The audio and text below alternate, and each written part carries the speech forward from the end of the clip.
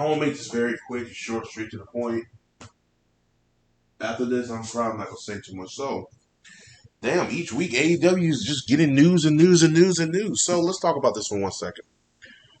So, if this is true, this is huge news. You got two of the biggest right now. Because at one point, it was Joe in there. You had all three of them. Former ROH guys back in the day who sold out arenas in ROH. But Joe went back to NXT, which I think is a safe bet for him. And Triple H loved Joe. Um, he loves Joe. Triple H would have loved to get Bryan, but I think, Vince and them said no to his idea of wrestling in New Japan and MLW and all these other promotions. So that's moved on.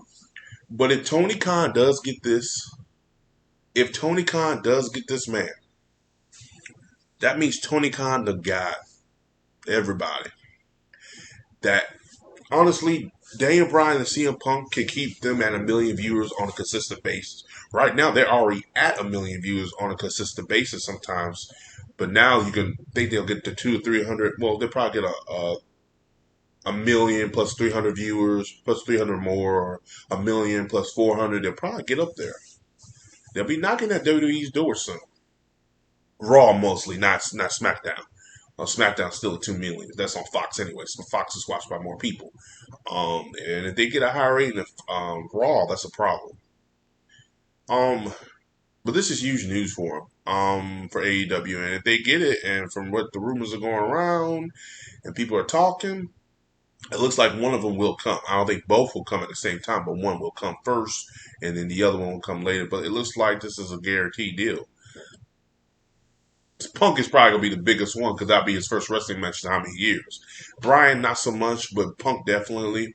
Bryan's gonna be big anyway because he's just great, just a great technical wrestler anyway.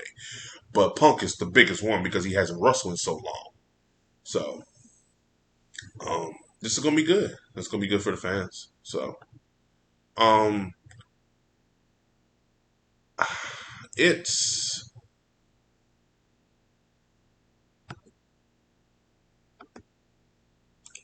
it's sad because it's like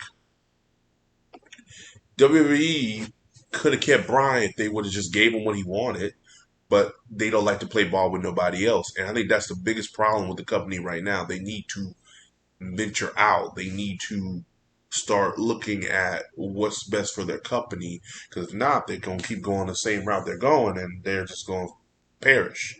WWE is not the same WWE now. See, if TNA was this smart back in the day, they could have beat WWE.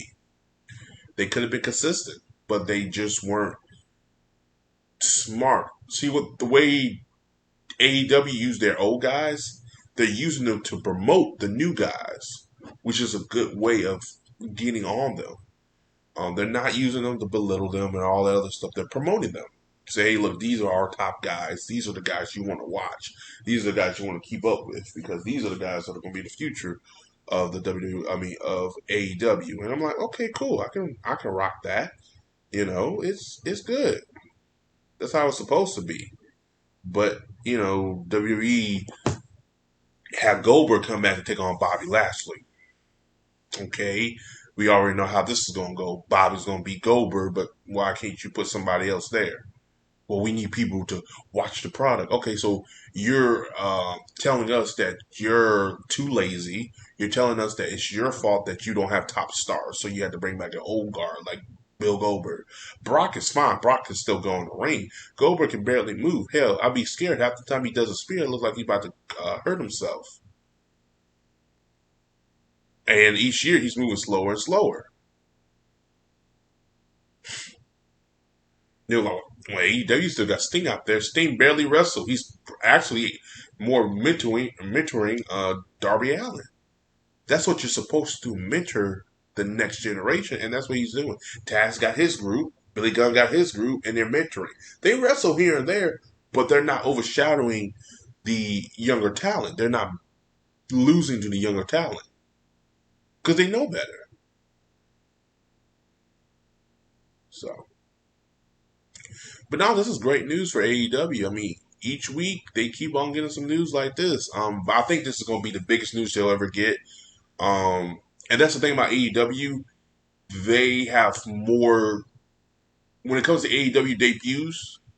Aleister Black, Andrade, Big Show, uh, Henry. Uh, the only one that fell flat was Christian Cage due to the fact that Tony Khan kind of spoiled that one and it was not that good. But everybody else, I mean, it's been great.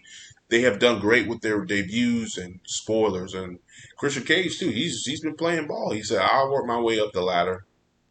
Do I think Christian Cage is going to win the AEW World Title? He may, but the way things are going, he might just flounder. But he might win the TNT title. But things are going, he might flounder. I'm just waiting for him and Miro to go at it. So I think he'll probably take it from Miro, but I do not see they giving that undefeated streak to Christian Cage. Jungle Boy, yeah, but I don't see Christian Cage. I see Jungle Boy beat Miro, and then I see Christian turn a heel on Jungle Boy and winning the title like that. Because Christian's going to probably be a heel, which makes sense. Um, but yeah, anyway, guys, this is great news for AEW. Hopefully this comes true, but the way things are going, it will, and that's sad for WWE. Real sad.